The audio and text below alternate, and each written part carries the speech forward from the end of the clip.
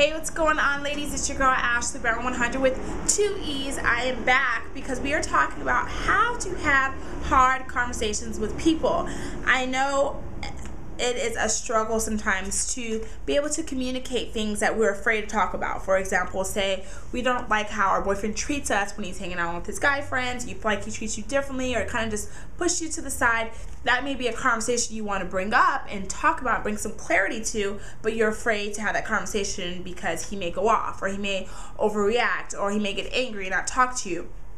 Or another scenario could be possibly maybe your parents talk down to you, or they treat you like a kid still and you're 25, or whatever the case may be. It could be difficult situations to deal with or to bring up because you're afraid of the other person's response.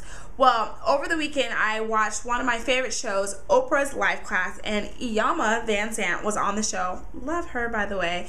And she gave 7 tips of how to have hard conversations with people or what to do. So I took some of her tips and incorporated with some of my tips of what I do when I have to be put in a difficult situation sometimes to have a conversation with someone I may not feel comfortable having the conversation with, okay? So get a pen and piece of paper.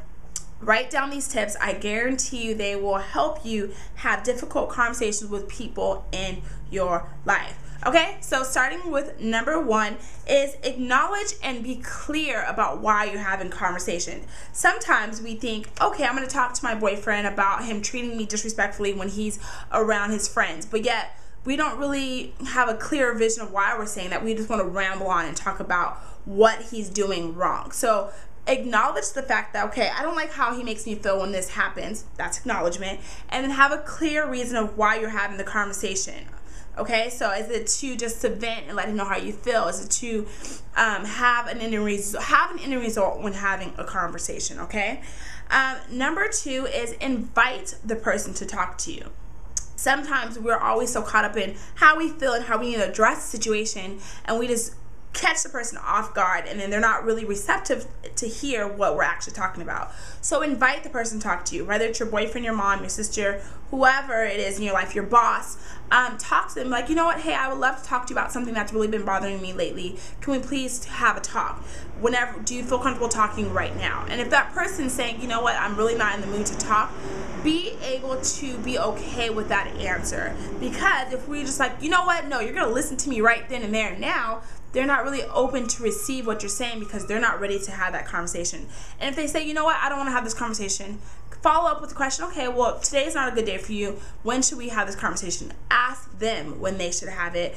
And yeah, it sucks because the ball's in their court, but your whole reason of having the conversation is to be open and responsive to what the person is talking about. So number 2 was invite the person to talk to you, okay? Number 3 is set ground rules when you're having a conversation. So say you're having a conversation with your boss and you just feel like you really want to raise because you feel like you're doing so much things. Have a conversation like, you know what, I really respect you as my boss, but I really have a lot of things I would love to get off my chest. Can you please not interrupt me until I'm actually done speaking?